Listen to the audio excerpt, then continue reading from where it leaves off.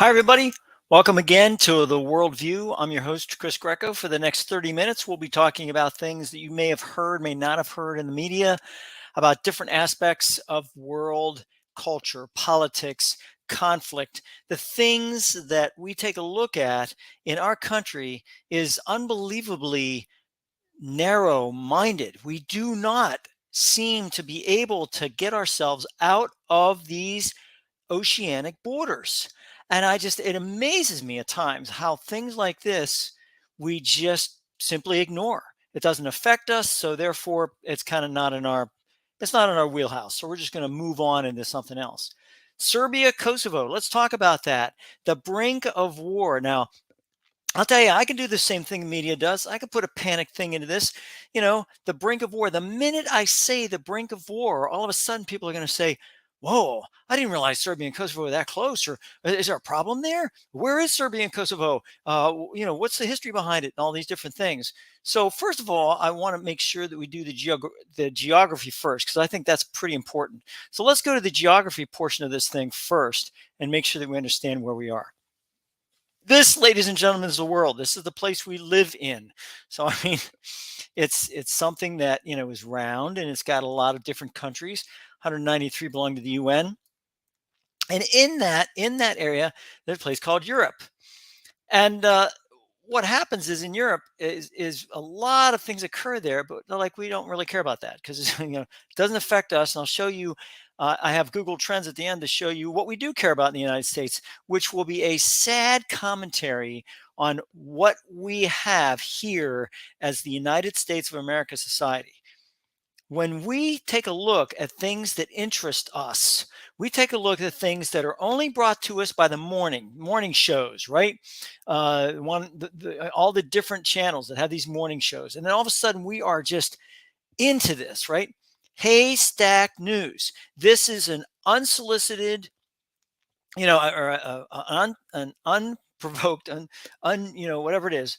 I don't get any money for this from Haystack News. Haystack News is the news channel that people should go to and go to international. Screw the domestic crap that goes on in this country. At this point in time, we need to focus on stuff that's happening in the world. And an international will show you all the international aspects of what's going on. You'll hear countries that you'll sit back and you go, I wonder where that is. And two of those countries that concern us specifically are Kosovo and Serbia. So let's take a look at this. So here are the two countries. There's Serbia right there. Now, this whole area in here was originally called Yugoslavia. I mean, this Serbia, Bosnia and Herzegovina, Croatia, Slovenia, all these areas here, Montenegro, Kosovo, North Macedonia, all were part of Yugoslavia. Albania was not part of Yugoslavia, but it was a separate, basically communist country, right across from Italy, right here. So here's where this is located, right? Serbia and Kosovo. So you have Kosovo here, about 2 million people, quarter the size of New York City, and Serbia, much larger country. Now what's happening is, and let me just describe this geographically, and I'll describe it in the PowerPoint presentations. But right in here, there's a lot of provinces that are basically ethnic Serbian.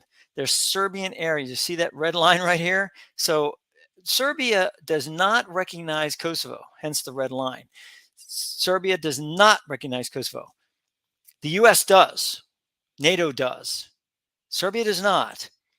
So basically what's happening is that you have Serbian ethnics that are located in these northern provinces of Kosovo that want to maintain association with Serbia. And the Kosovars down here, basically Muslim, are saying, no, Kosovo, we want, they basically are Albanians is what they are. Albania is right here. So Albania and Kosovo are bordered here.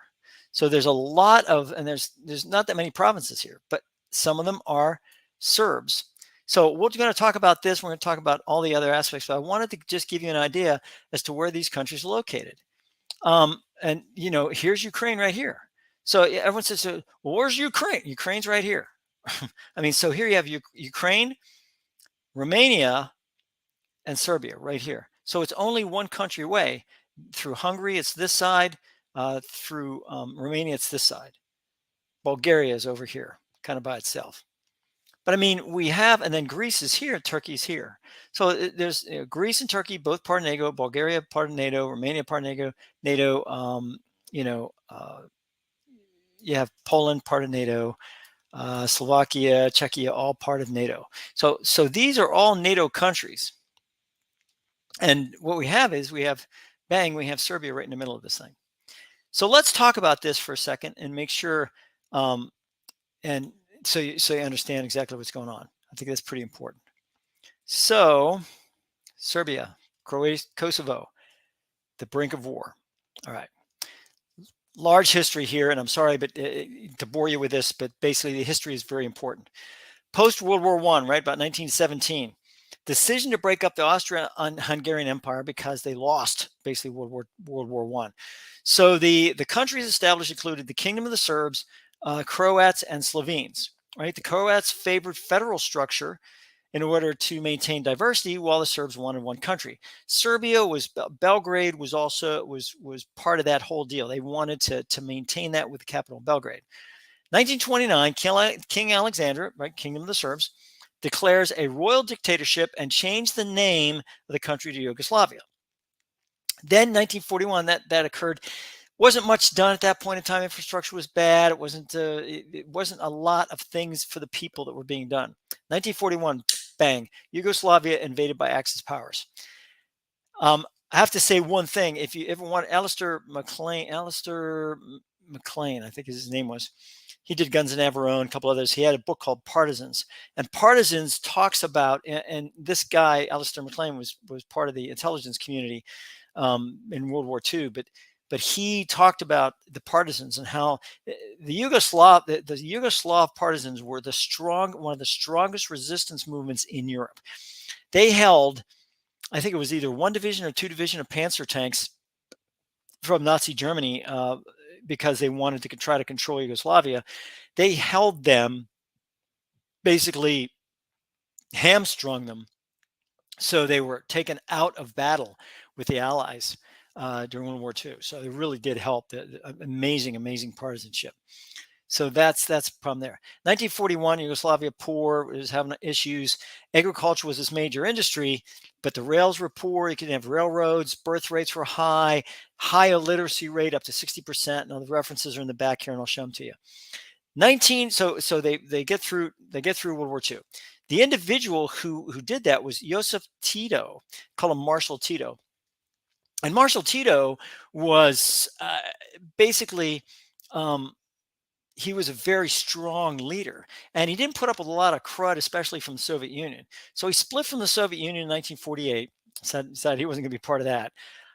He was in charge of partisans that helped defeat Germany, very strong partisan. Ho Chi Minh was in charge of partisans that helped to defeat Japan. Mao Zedong was the partisan leader in China that helped to defeat the Japanese. So a lot of partisan leaders that suddenly found their way into a leadership position after World War II.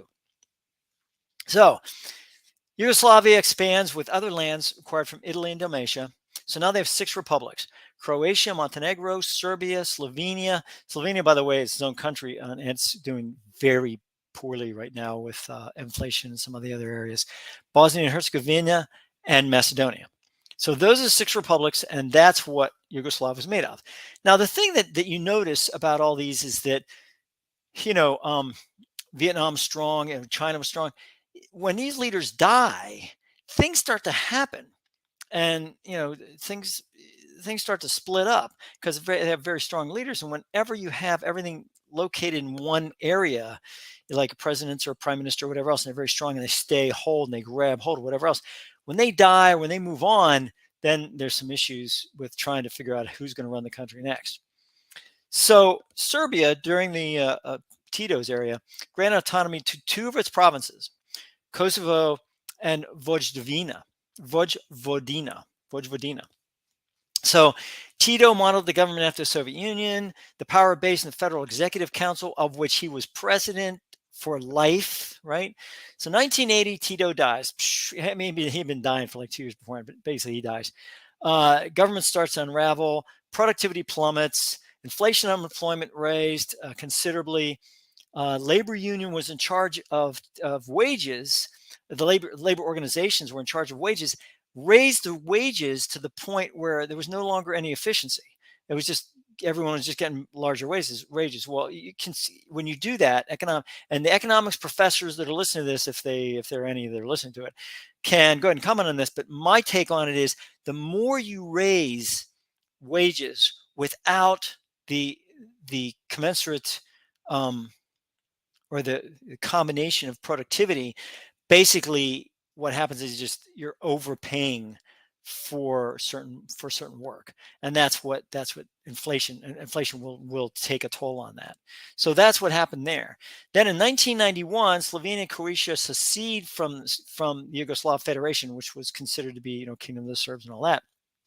1992, North Macedonia secedes from the Federation, so they're done. 1992, the Bosniaks, Bosnia Herzegovina and Croatia, they vote to succeed. But then all of a sudden, Serbia says enough of that. They start funding and supporting rebels in both those areas to make sure that they're having a problem. They're having issues. Serbia and Montenegro create a new federation of Yugoslavia, and with all its power basically more or less in Serbia. 1995, Serb rebellions in Bosnia and Croatia cease for lack of support because Serbians were they were having issues with again inflation and all these issues that they have when you try to take over an entire area that you can't control. 1998, Kosovo undergoes a civil war because the ethnic Albanians want greater autonomy, right? Serbia conducts military offensives against the Kosovo Liberation Army, which they consider to be a terrorist group, KLA. And then in 1999, originally, and even NATO and everyone considers them to be terrorist groups until Serbia decides to do some ethnic cleansing. And then in 1999, NATO responds with a bombing campaign. They want to bring people to the peace table. The Kosovars, they sign the peace treaty. Serbians don't. So NATO takes response for that. Slobodan Milosevic, later found guilty of war crimes, but died of a heart attack in prison. Interesting. Orders a campaign of ethnic cleansing, which I talked about earlier. June 1999, peace accord reached and change in Yugoslav government. Slobodan Milosevic is gone. He ends up going to The Hague and being tried for war crimes.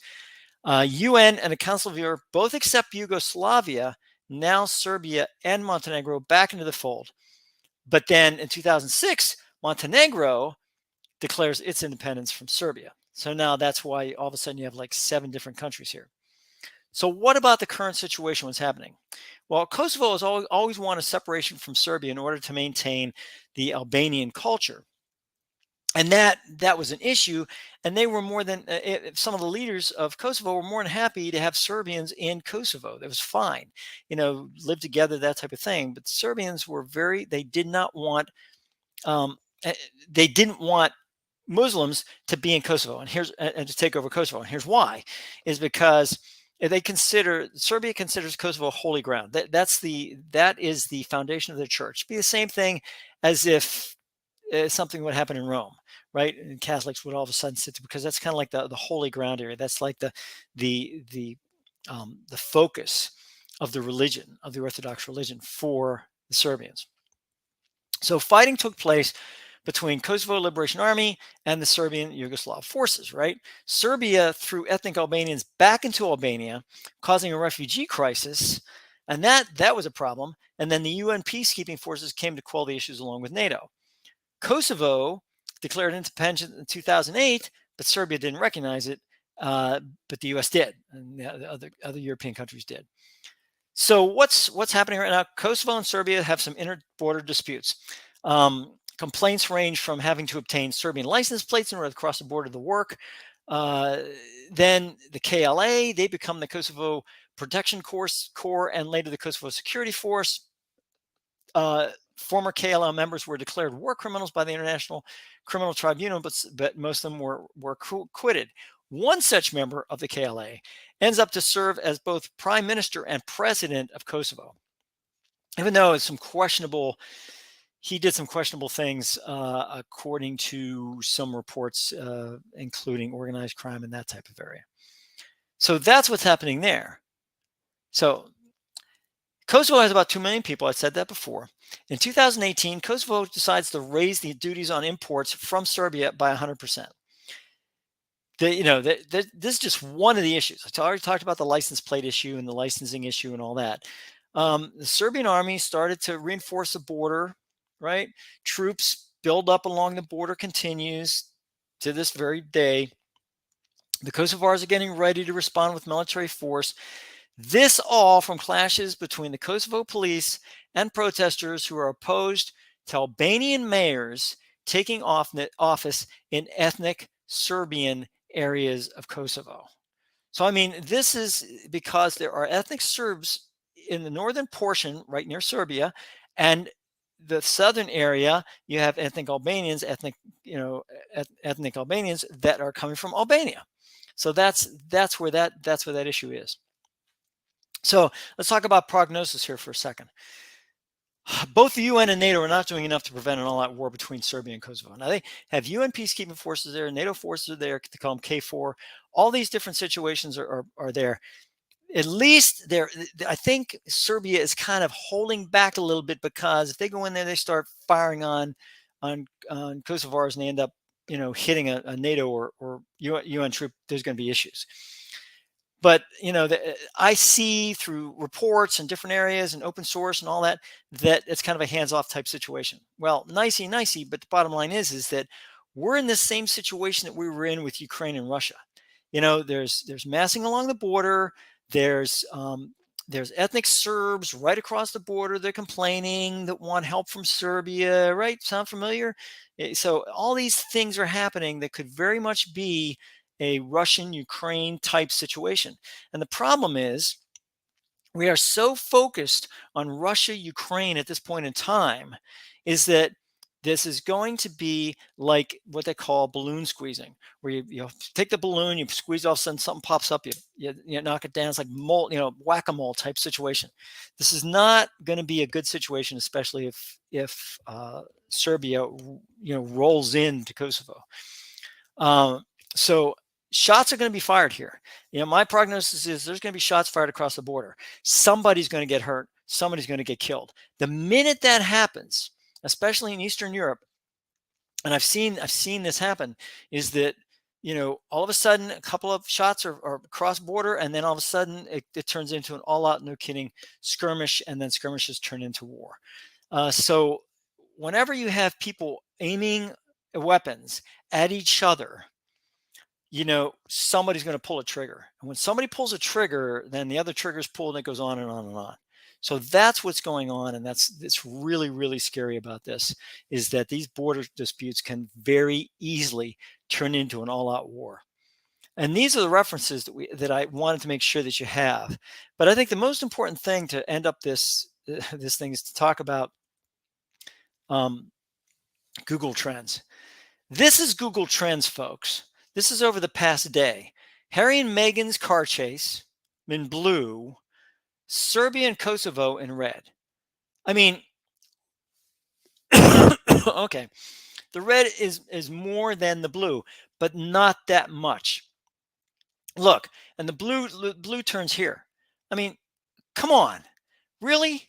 That Harry and Meghan's car chase is more important in the Google Trends than Serbia-Kosovo aspects. I mean, that's crazy, and if we can go past the 7 days. In the past 7 days, what are we talking about? Well, at least it's a little bit better in that it's at least this is dying, which is good. And then you talk about this area, at least people are becoming more and more concerned about that. But let's add something here that's going to be really sad. Let's add this one, right? Let's talk about this one. This, ladies and gentlemen, is really, really sad. This is a sad, sad, sad social commentary on the United States of America. I mean, that this individual would have more search trends than Serbia, Kosovo. I mean, ridiculous. Absolutely ridiculous. But that's, I hate to say that's our country right now, but that's our country right now. I mean, it gets almost to the point of, what is more important here. So just it gets nutsy cuckoo, and you know, let, I'd like to know what Albania thinks. So what did Albania think? Huh, interesting. There's Harry and Meghan way down here, and look where everything is. It's up here. So I mean, at least Albania is concerned about it. What about some of the other ones? What about let's go down here to Kosovo and see. Well, let's go to Serbia. Let's go to Serbia and see what Serbia says, because I think that's important. So Serbia, what does Serbia think? About the same thing, somewhat. I mean, but look down here. Even in Serbia, it's the Google Trends searches are down. Past 7 days, past hour, past 4 hours. That's the same. So I mean, it's very interesting to see. At least we know that in regional aspects, it's very different from that standpoint. But that's how I do it. Google Trends is really easy to get to too. Trends.google.com. There it is, and then you can put in your own. You put in your own areas. So I mean, it gets to be almost a little bit ridiculous from the standpoint. Look at that. I mean, gum. So you can do all categories. You can do web search, image search, YouTube search, all these different things, because of course Google. So Serbia, Kosovo, you can see the Google search is way down. I mean, look at this. I mean, it was great on May 28th, and now all of a sudden it's going down. So that's and that so that's what the situation is between Serbia and Kosovo. And one more time, very important, show you again geography, right? Here's Serbia. Okay. Kosovo, North Macedonia. We talked about all these. Albania, separate country. You have all these separate countries in here. And it is something that we need to take a look at and make sure that that we always take a look at a world aspect of this whole situation. So I mean, otherwise, what are you doing? If you don't sit back and figure out exactly what's going on, then basically what's going to happen is you're going to be left behind. The United States is going to be left behind. I don't even know if high school kids could point out Kosovo or Serbia. I don't know if they could do that. I think if you'd ask high school kids right now where Serbia and Kosovo is, they'd be more interested in what the newest TikTok video is, rather than the real, true to life, honest to God crises and drama that's happening in the world itself. So I'll get off my soapbox. But bottom line is this: is that if you continue to take a look at Serbia and Kosovo, you're going to find that it's going to continue to be very volatile. There's going to be situations that happen between Kosovo and Serbia that's going to like poke the bear this way, poke the bear that way, poke the bear this way. It's just going to be that area because it's a very emotionally charged area anyways. And that's what's going to happen. So in summary, Serbia and Kosovo are at each other's throats, and they've been at each other's throats for decades, to the point where there were casualties, there was crises, there was ethnic cleansing done by Milosevic, who's now dead. There were situations that are happening that we need to take a look at from the long-term perspective and figure out exactly what's going on. And I think that's important. So that does it for me today, talking about Serbia and Kosovo. I would like to say have a great Memorial Day weekend. Well, this will go on after the day after Memorial Day. But I did want to say I am a veteran. I have some friends who have died, and I wanted to make sure that you understand that the service members that risk their lives to go out and protect this country are worth remembering. It's not a time for celebration. We do not celebrate Memorial Day. Memorial Day is for a remembrance. If you know of a veteran, um, remember him or her, not just on this day, but on every day. And take a look at the flags and understand what they represent. And the blood and treasure, mainly the blood that we've given in wars and conflicts around the world, is something that we don't have to do. People that are in the military have volunteered. It's been a volunteer force since the 70s. It's something that is to be cherished and something that uh, we should all remember. Please take the time this Memorial Day, even if it's just 15, 20 minutes out from your picnic or grill or whatever you're going to do this Memorial Day, to take a second just to remember those people. The thank you for your service is fine, and I appreciate it. I do, and so do the other veterans. But more so than that is to just recognize generally what veterans do, and to recognize that and to understand that. Two holidays a year, Memorial Day and Veterans Day for veterans. Memorial Day is to remember and memorialize the dead. Veterans Day is to remember the living. And that's two important holidays we need to understand. So, on that note, I will say, please have a very safe holiday. Remember the veterans. And always, always, always, please, please, please have a worldview. Take care.